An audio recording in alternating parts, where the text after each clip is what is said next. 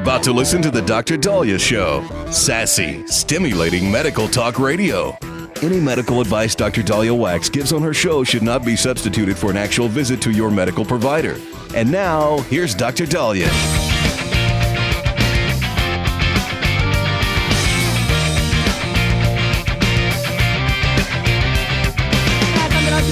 Thank you all for tuning in. 1-877 Dr. Dali, 1-877 DOCDALI.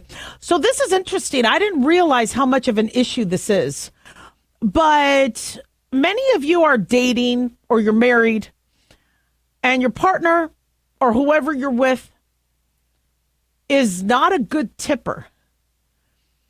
And so you're at a restaurant or something gets done for you, and they're not tipping.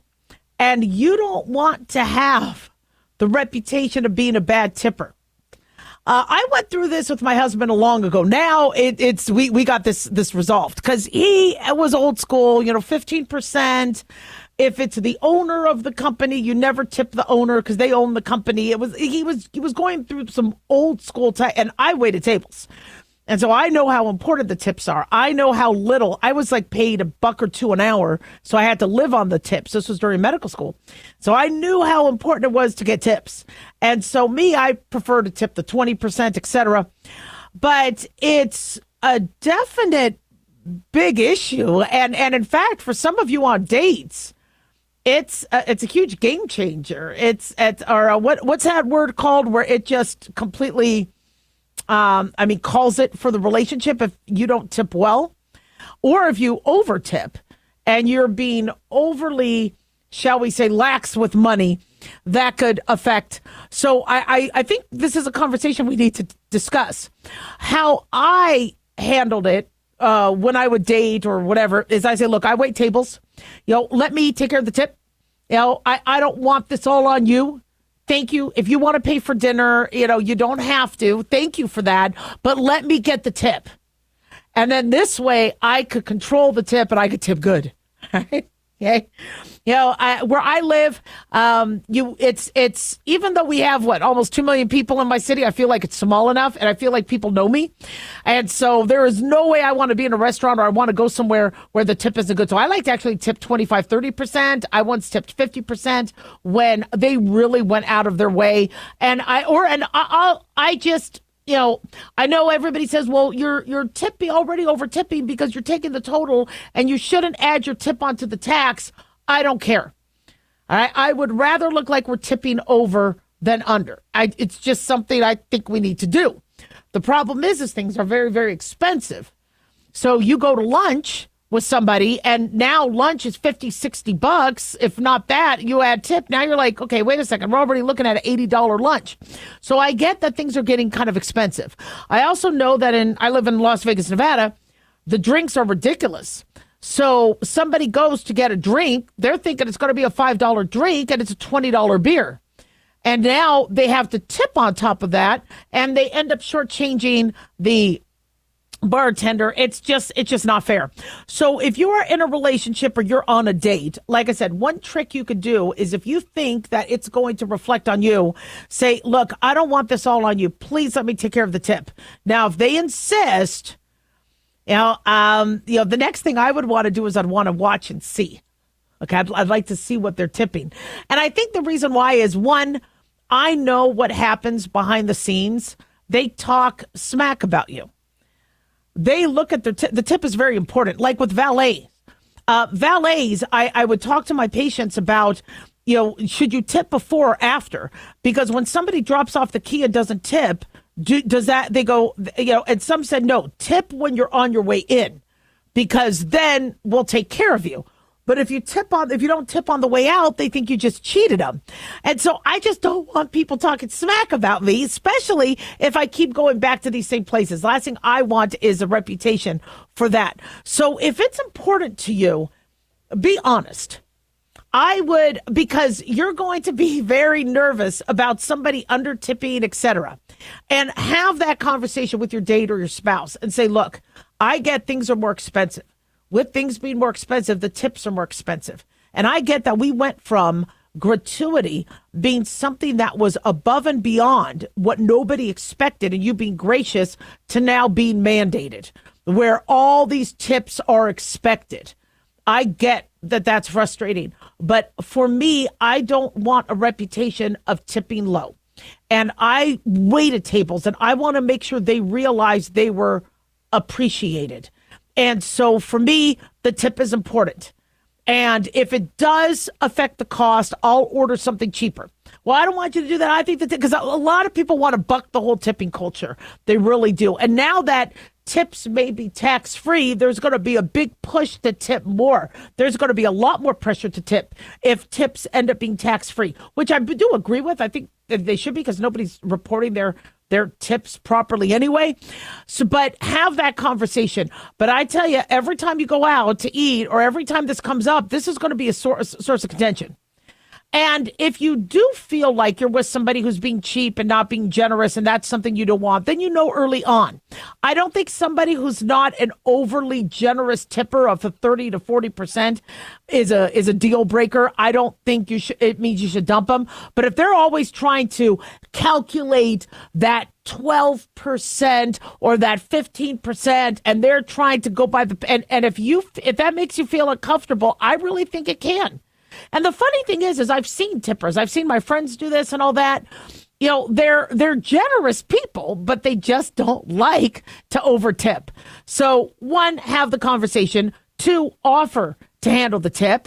The third thing you could do, which I've done, is add extra cash. Now, I remember that infamous Friends episode where Ross did not like the way Rachel's dad tipped, so he added extra money, and the dad got upset, etc. But that is option number 3, where you could say, look, I just wanted to give you a little bit extra. I really appreciated you. Another thing you could do is go to the bathroom and tip, and then come back to the table and say, I handled it already. I handled the tip. I just, well, I wish I would have done it. Just say, given, tip on table, I handled it. So I get it's an issue, and for some people a deal breaker, but that's what I recommend. 1-877-Daliah.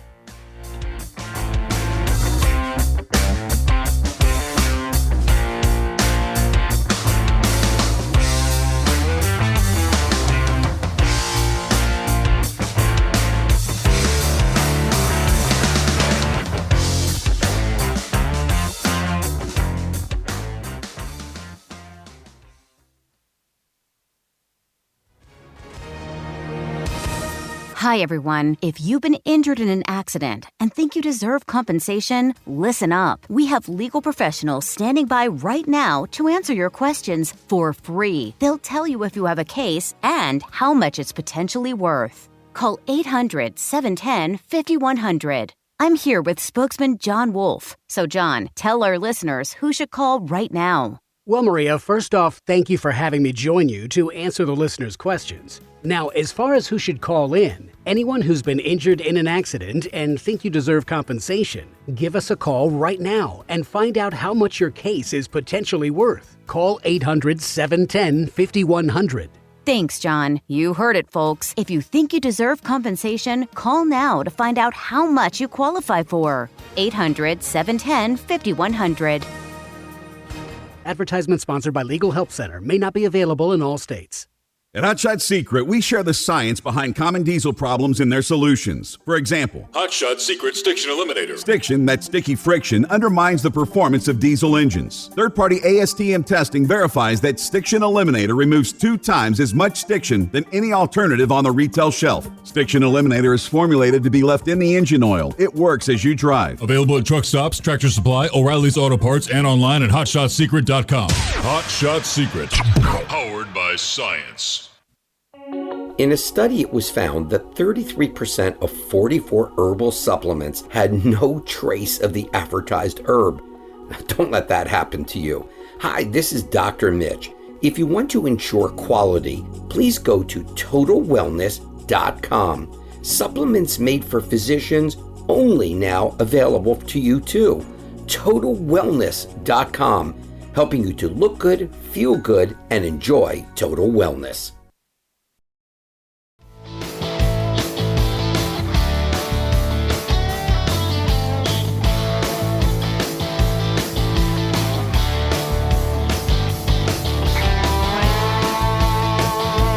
You're back on the Dr. Daliah Show. Thank you all for tuning in. 1-877-Doc-Dali, 1-877-DOC-DALI. Big thanks to Talk Media Network for making the show happen. Big thanks to Daniel, our producer. And big thanks to you all for tuning in. We really do appreciate it. Don't forget to follow us on Twitter or X at Dr. Daliah, Facebook, The Dr. Daliah Show, and on YouTube, click like and subscribe. If at all you miss any of our shows, go to drdaliah.com.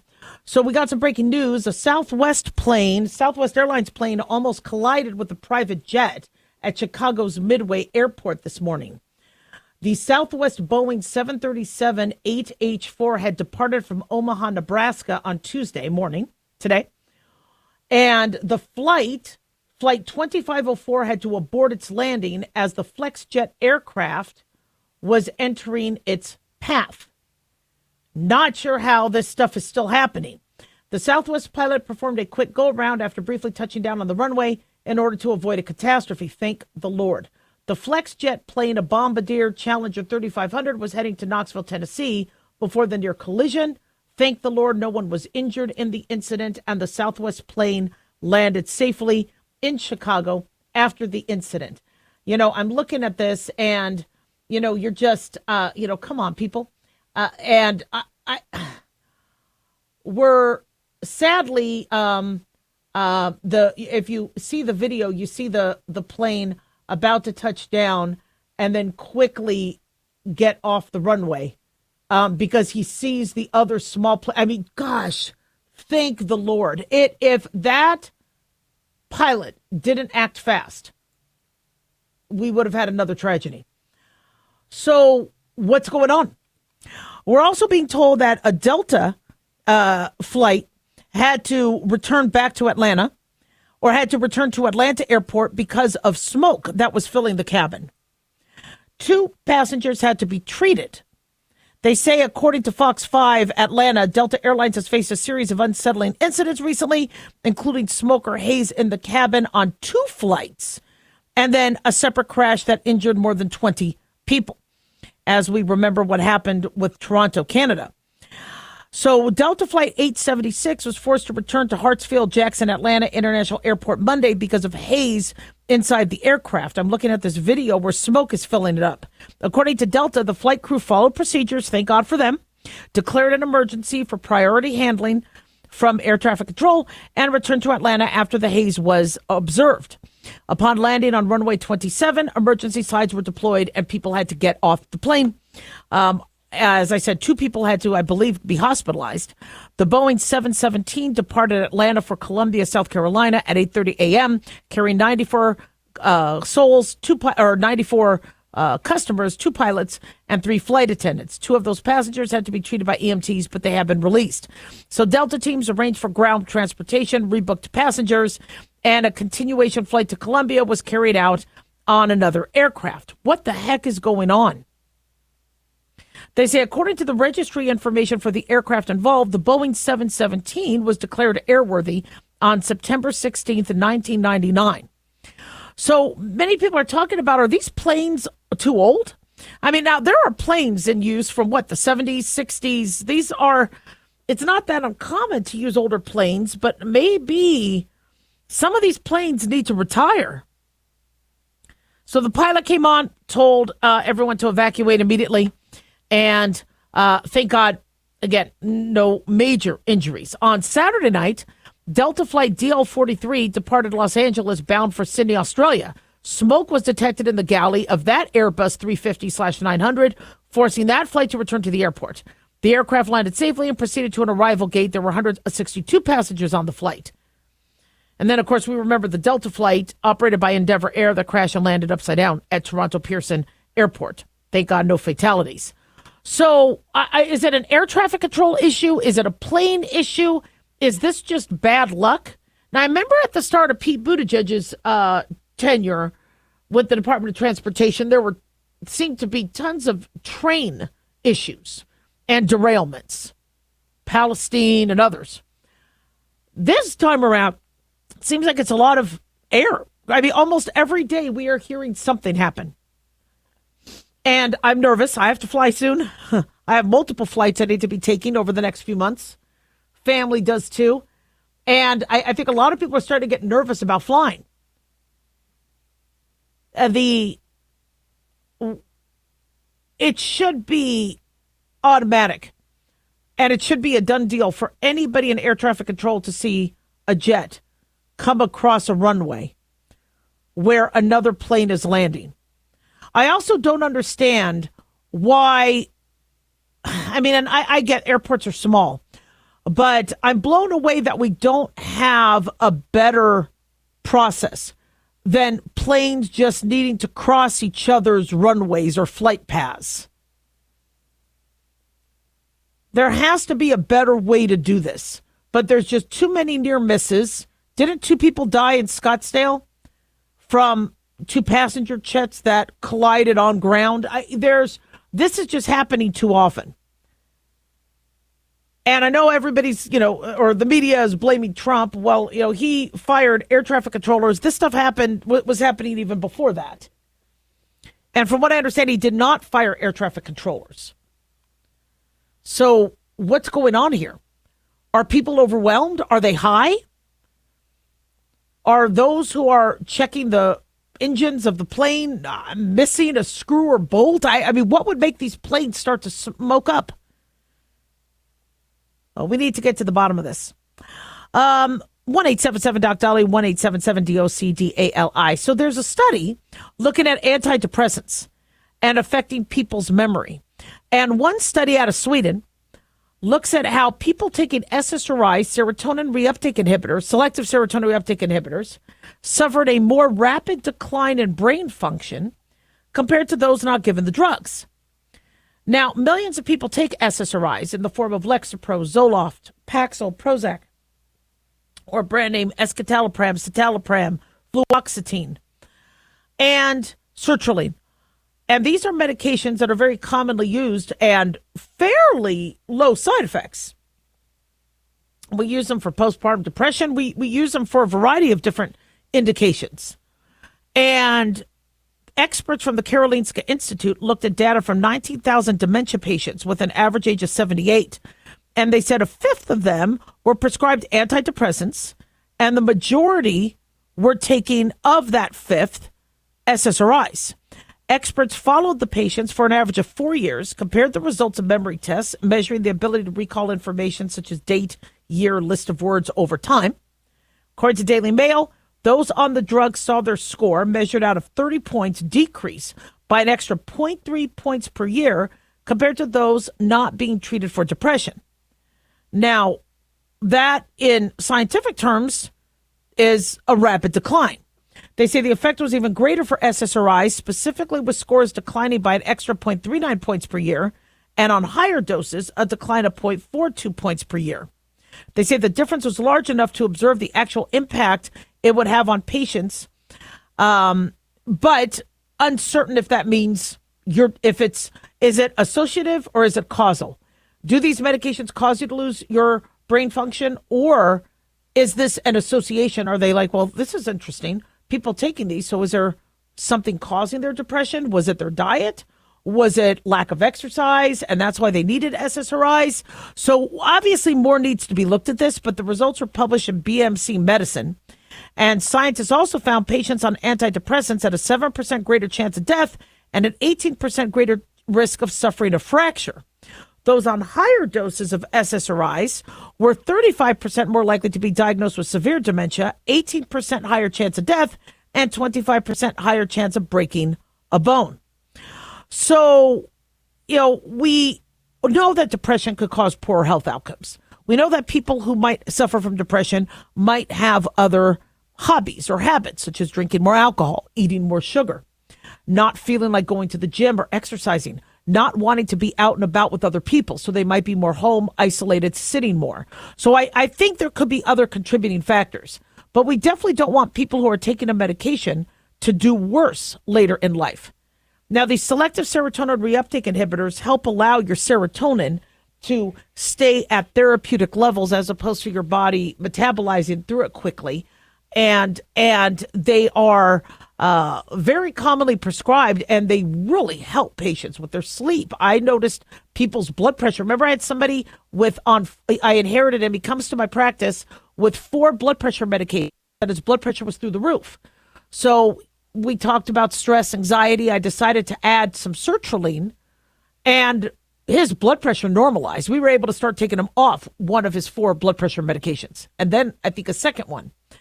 So we also have seen this with acid reflux, where I had somebody who was on chronic acid reflux medications, also linked to bone fractures, dementia, etc. On one of the medications, we were able to limit his acid reflux issues. So talk to your medical provider. Don't panic about this, but let them work with you on the safest path forward. 1-877-DOC-DALIAH.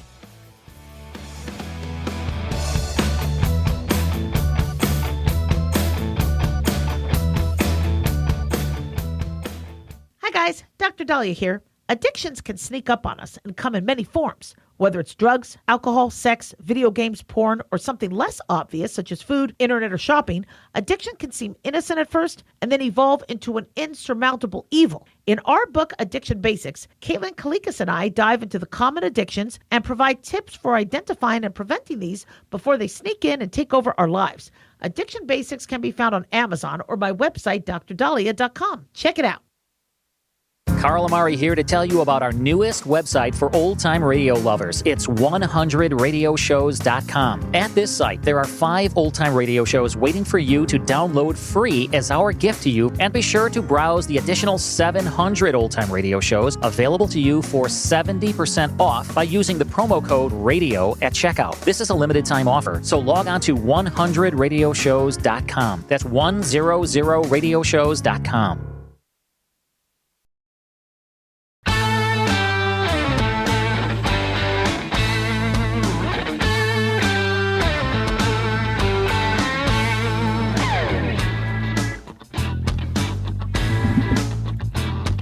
All right. Well, we are back on the Dr. Daliah Show. Thank you all for tuning in. 1-877-DOC-DALI, 1-877-DOC-DALI. So I am the wrong person to ask this, all right? I love your emails. Keep them coming. I'm glad you're sending them. But one email is from one of our federal workers who is working on site, not working remotely, did not take that February 6th deal where they would get paid through the 30th because they wanted to still work, and now is afraid that they are going to lose their job in one of the mass layoffs.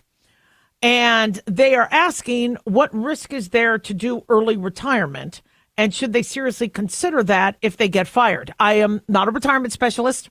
For me, what is my retirement plan? To keep working. I just don't trust the state of the economy, the price of eggs. For me, so I'm like, keep working if you can. But I do talk to you guys about work-life balance and making sure you enjoy life. If you can't stand your job and your grandkids are growing up, I mean, I didn't get to see my kids grow up. I'm not going to make that same mistake with my grandkids. So I want to see my grandkids. If my kids later get married, they haven't yet. I'm not a grandma yet. I'm still young, but not really. I'm aging quick. Listen, if you have a life to live and you think you're going to be financially secure and you end up getting laid off because of the federal government layoffs, it might be a blessing in disguise. But if you're not ready financially for retirement, I'm no financial expert, but my guess is you might still need income. And we have a family member who started withdrawing their Social Security early. And if they would have put it off, they would have gotten more. And they're getting the barest minimum from Social Security, and they can't afford to live on that. And so, what a lot of financial experts say is to wait as long as possible before tapping in on your Social Security so you get to maximize the amount. However, if you have genes and family traits like, my mom's parents died young. My father died at the age of 62. We come from a family where they don't live that long. I think my mom, thank God, is one of the longest living relatives we've ever had. It's not, of the average person's mindset to wait till you're 70 to start collecting. They always say when it comes to retirement to make sure you contribute to your workplace retirement plan. That is, I think, one of the best deals you get with your job, where you put money into your retirement and then the boss has to match. That's free money. And so if you do have a job where that's happening, I don't know if I would leave yet. If, that's a really, really good cush gift. Not all jobs out there have that because that's expensive. A lot of small business owners can't afford that. What ends up happening for small business owners, if they want to have a retirement plan, it's not very cost effective. And they have to have X amount of employees on it. They can't do it, obviously, just for themselves. They need to do it for everybody, which I agree with. And it starts to get so costly that they end up letting people go so they could pay for it, or they just end up not doing it. And so if you are a part of the federal government and you have a job and you're getting all these benefits, and boy, are there a lot of benefits that you get when you work for the federal government, to give that up. Again, if you're going to be laid off, you're going to be laid off. But to quit, that's why if I was in you guys' position, I would not have taken the February 6th deal unless I was 70, 75 retirement age. I would not. I would have kept it. And I know for a lot of you, it was a bad decision to not take it because you're going to get laid off anyway, which is really raising the anxiety of a lot of federal workers right now. But all the experts, the financial experts, say continue place plan, avoid withdrawing from the accounts early because there's penalties that the IRS charges. Try to pay off any debt that you have so you don't have debt when you are retiring. They say they always recommend invest early and often. This is difficult because I did invest in things, and then land and homes went down, and then you had the eviction moratorium. So anybody who had thank God I had a house for my parents that we sold because we needed the money to help support other family members, and it was before the eviction moratorium. If we had a tenant, and we had tenants that weren't really paying, so if we had tenants who weren't paying, you could have really been in trouble. So this invest early and often, that really helps wealthy people. But for those people that don't have a lot of money and don't know what to invest in, really get some other advice, not from me. But the idea of retiring early is a decision that you have to make, one that has to involve your health. Talk to your medical provider about this decision. If they think your blood pressure and your acid reflux or your anxiety and depression is being worsened because of work, and you will add years to your life not working, that is a big factor that could play into your decision making. If, however, you're going to be a retiree that gets bored, gets anxious, starts to fight with the spouse, because a lot of spouses, they got along fine in the marriage because there were hours apart during the day. Those are things you also need to be aware of. Retirement appears on TV to be you get to go on one of those Viking ships where they take you to the most brilliant lands in luxury and style, or whatever they're promoting. And you can't always afford those. And let's say you take a week trip. What do you do with the other 51 weeks of the year? So how I'm going to do it, I can't necessarily make recommendations for you all because I don't know what your health is. I don't know what your finances are. I don't know what your grandchildren or family needs are. There are a lot of families that don't want grandparents around. The in-laws cause a lot of marital strife, so you're not invited. They want you out of state. These are things you need to be aware of. For me, I always want to make sure that my life is multifaceted, where I have multiple. I'm just like that. I'm a workaholic, where in case one hobby doesn't follow through, I'm not without another goal. I always want to have multiple goals. And if my family is busy and they don't want me or they don't need me, then I'm going to be doing charitable things. I'm going to be volunteering. I already kind of have a mini plan of what I would do, but my the big part of my plan is to still make some sort of income. I think once we saw what's happening with eggs being, $8 a carton, milk being almost $4 a gallon, I don't know if that's going down anytime soon. I know Trump is going to make some moves to try to get prices down, in terms of, pipelines and oil and getting gas prices down, et cetera. But the more people are willing to pay for expensive flights and houses and high rents, the more these people are going to continue to charge them. The more restaurants are I see restaurants going under because nobody wants to spend $20 for a salad. Now, I mean, it might make a change, but if these restaurants can't afford the staff and they can't afford the food, they're just going to close down. So start thinking about your retirement now. It's never too soon.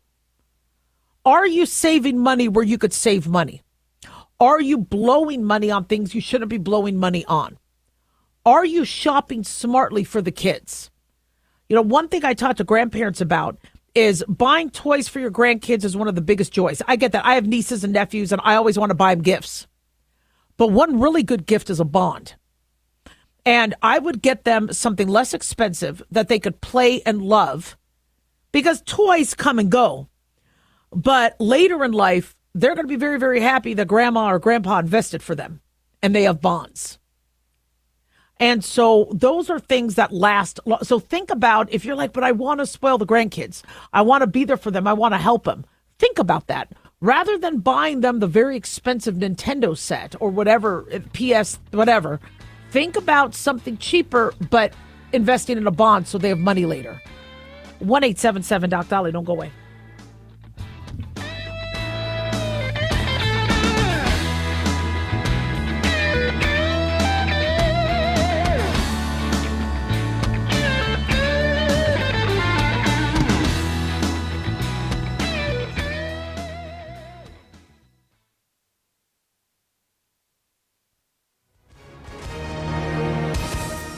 Hi, everyone. If you've been injured in an accident and think you deserve compensation, listen up. We have legal professionals standing by right now. They'll tell you if you have a case and how much it's potentially worth. Call 800-910-7500. That's 800-910-7500. Call now to find out how much your case could be worth. Advertisement sponsored by Legal Help Center. May not be available in all states. At Hot Shot Secret, we share the science behind common diesel problems. For example, Diesel fuel cetane levels. the cetane rating in diesel fuel is 42 to 45. Most diesel engines operate more efficiently with a cetane rating of 48 to 50. One treatment of Hot Shot Secret Diesel Extreme will raise your cetane 7 points, increase fuel economy, and improve cold starts. Hot Shot Secret Diesel Extreme is available nationwide at truck stops, fine farm and auto stores, and online at hotshotsecret.com. Hot Shot Secret, powered by science. Self-reliance. It's not a phrase we hear much in our culture these days. It might conjure up images of pioneers, the West, rifles, strapping men, and strong women. But what does it mean for us in today's world? The New American Magazine has just released its latest collector's edition, Self-Reliance, Foundation of Freedom. In it, the New American authors outline the necessity of self-reliance for a free people, tips for self-reliant living, and the importance of not giving up hope. This unique edition includes articles on the self-sufficiency of the founders, preparing for a worst-case scenario, firearms, financial self-reliance, the importance of community, and many other topics by expert writers. Now, for a limited time, the New American is offering a bundle of 3 collector's editions: Self-Reliance, The Great Reset, and Trump World, for just $19.95. Available at shopjbs.org. Visit shopjbs.org today.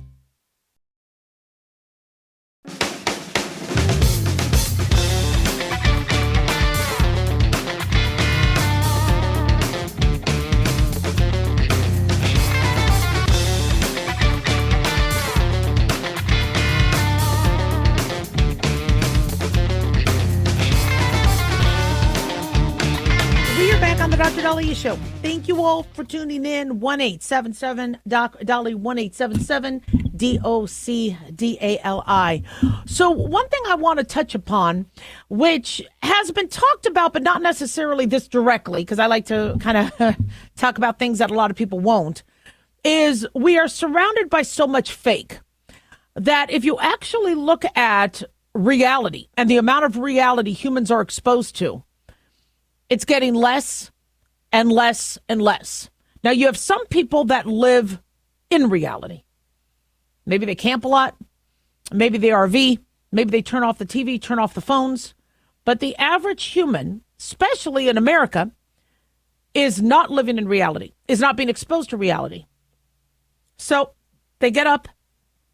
If they work from home, they may log on to work, whatever, do their work from home, look at their phone, look at their Instagram or Facebook or whatever, and they see, people in their filters, et cetera, and how they look. Then they'll watch TV. They'll watch Netflix. I've been watching The White Lotus.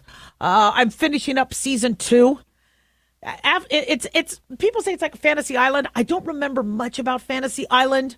It's good, but you watch that, you think that everybody cheats and everybody will get killed on a resort island. When you watch this, it's not reality.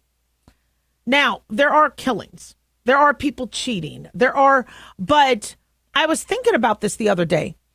If somebody is not dating, if somebody is not hanging out with other kids, if they're in school all the time, and their only frame of reference of love or intimacy or sex is Netflix and then the computer or Pornhub, that is a very altered sense of reality. And so you start to wonder, when do kids or adolescents or adults get doses of reality?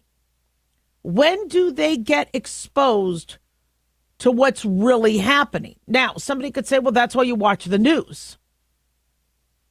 Which news? Which news outlet?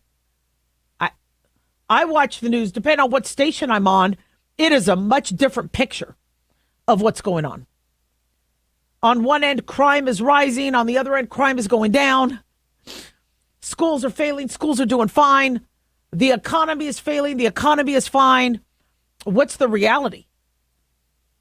Now, I get very, very real with my friends. I don't want to be nosy or anything like that, but because I don't want to be one of those nosy people. Women will sadly get the stereotype the older they get, that they're always up in your business. And so I don't want that sort of stereotype. But I also am sick and tired of just the superficial, oh, how's the weather? What's going on? And because I'm able to connect with people, on levels pretty quickly, if they don't want to talk about it, they don't want to talk about it. But if they do want to talk about it, they can talk to me about it. And I'm open too. And what has blown my mind is the look of shock when people, not me talking about my life, that too, where really that's what's happening. We live in our own little bubbles. And unless you talk to other circles and you learn things, and I don't want the whole gossip culture or anything like that, but when you hear, if you in your world, let's say, you're watching TV, you're watching this, and your spouse is getting upset because you're not having sex every day and twice on Sunday. But you realize that other couples may average twice a week or twice a month. Unless you know that, you think your marriage is in trouble because you're not having sex every day and twice on Sunday. So where do you get your reality? Now, doctors were that reality stick. Okay, we were the memory stick you could plug into your laptop and tell you the nitty gritty. And for years, patients would be just shocked with, you could have erectile dysfunction before age 40. That could be a sign of cardiovascular issues. Sex drive can go down after your third or fourth child, or some people might not ever climax or enjoy sex. Or you can get sick of somebody you're with. Doesn't mean you don't love them. It means maybe you spend too much time together. That's normal. And having done marriage therapy and things like that when I didn't think I would have to, but it just ended up being that sort of session, you learn that, I feel part of the reason why I'm a happy person and why I'm blessed is because I get to see everybody. I get to see a lot of other people's reality. So I come home and I go, man, honey, we're good. We're really doing good. But you always, if all you're watching is the crap on TV or the online or the videos, or you're hearing the superficial, oh yes, my husband and I are traveling to Greece, and oh, he couldn't keep his hands off me in the bathroom of the airplane. Yeah, you're going to be like, well, I'm not going to Greece and I'm not having sex on a plane, so something must be wrong with me. No. But the average person isn't going to their doctor. The average person isn't talking to their priest. Why don't you talk to your priest or rabbi about things? Before you start to think that something is wrong with your life or something is wrong with your marriage or your relationship, maybe talk to your priest or rabbi. Why? Because they have access to other people's relationships. They see what's out there. Before my husband and I got married, we decided to talk to the rabbi that was going to marry us because we were having some issues with the in-laws. And I was telling him, yeah, this is kind of getting overwhelming. This doesn't have to happen like this. There's an easier path. And my husband didn't see that. And we talked to the rabbi, and the rabbi was like, she's not wrong. Why don't you guys do that? And he wasn't just siding with me. He's like, yeah, there are better options on how to do this. And that's when my husband had that come to Jesus moment, so to speak, where, oh, so this does happen. This in-laws do get on people's, it was news to him. And so for me, I was like, gosh, and now we've never needed to go back, because now my husband's like, okay, I guess Daliah knows. Thank you. Thank you. That's all. All I'm doing is just giving some, there's ways to make everybody happy, the in-laws happy, but, we have options. It doesn't only have to be one way or the highway.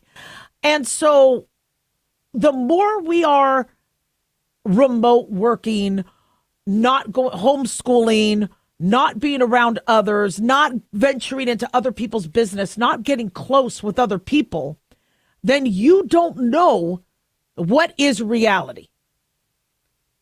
I mean, right now, TV makes it look like you could just hop into an Uber, you could just buy things online, you could whatever. How many people do you know has gotten scammed online or had a scary interaction in their Uber with a driver?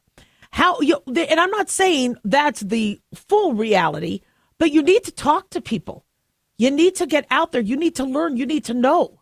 Don't just trust news as being your only outlet to the outside world. That's why going to church or temple or your mosque and being around others, hanging out, walking your dog, talking to people in the park. When I see people in the park and my dog tries to sniff their butt and vice versa, I'll use that very little time to warn them about the rattlesnakes, warn them about the coyotes, warn them about the owls. And 99.99% of them was like, really? I go, yeah, one owl tried to grab my cat. One coyote ate my other cat. One dog got bit. Luckily, not my dog, because rattlesnakes hid in the bushes. And so they might not know who I am. They might think, who is this random stranger talking to me about this? But I'm like, I want to, just inform you of that. Plus, there's some really cool tarantulas. By the time I get done with them, they're like, doggy, Fluffy, let's get home right now. So just do that. Educate yourself. Talk to people. I've been very fortunate because I've been in jobs where I'm always around people. But take a look at what you and your child is surrounded by. And if they're not getting any reality, get them some reality. 1-877-DOC-DALIAH.